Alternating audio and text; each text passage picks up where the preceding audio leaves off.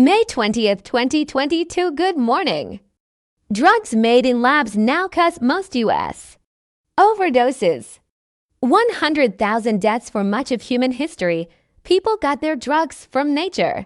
Marijuana comes from the cannabis plant, cocaine from coca leaves, heroin from poppies, and magic mushrooms really do come from mushrooms. Even legal drugs, like alcohol, tobacco, and coffee, come from plants. Their highs were often discovered by chance when someone consumed them in just the right way. But in today's overdose crisis, the most damaging drugs do not come from plants.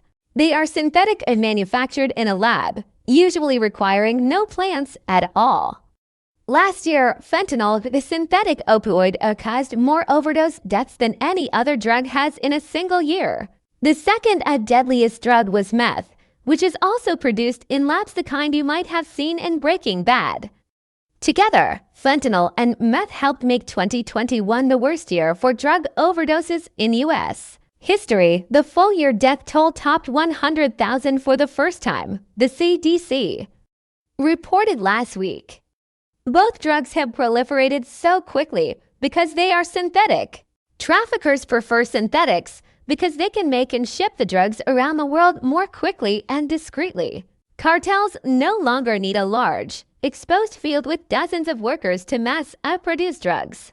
They can just start a lab in a tucked-away warehouse or apartment building with a handful of chemists. And these technicians can make more powerful drugs, which lets traffickers smuggle smaller amounts for the same high. Drug users often prefer synthetics too. The drugs are typically cheaper, even though they are more potent. So fentanyl and meth have spread seemingly everywhere, pushing overdose deaths to record highs year after a synthetic takeover. America's anti-drug efforts have struggled to keep up with the rise in synthetics, letting the overdose crisis worsen. In some ways, the drugs rise is the latest turn in an escalating competition between law enforcement and traffickers. Smugglers hid drugs in cargo in cars, boats, and planes. So the authorities deployed drug-sniffing dogs and conducted more thorough stops and searches. Traffickers flew drugs across the border with drones. So law enforcement launched blimps with low-altitude radar to detect them. But synthetic drugs are a major shift in that battle.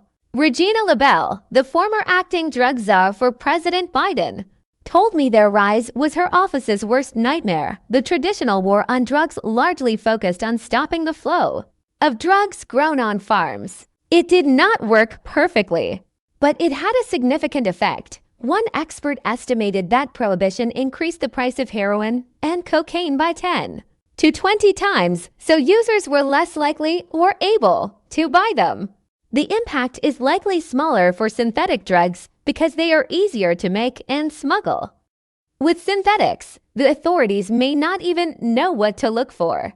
New synthetic drugs regularly pop up, often with impossible-sounding names, like isotonitate, making it hard for officials to keep up with the latest threat.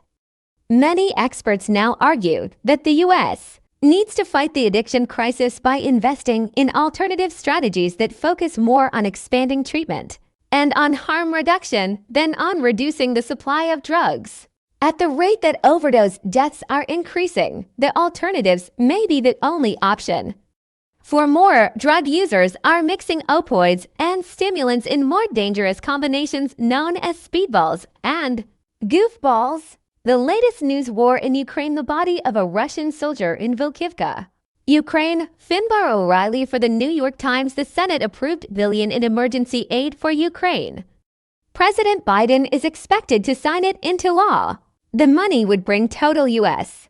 aid to $54 billion. The upshot puts that number into context. Biden met with the leaders of Finland and Sweden, pledging strong support for the country's bids to join NATO. A Times visual investigation shows how Russian soldiers executed men in Bucha. Cheap Russian oil has made Hungary's biggest energy company rich. Some of that money makes its way to American conservatives.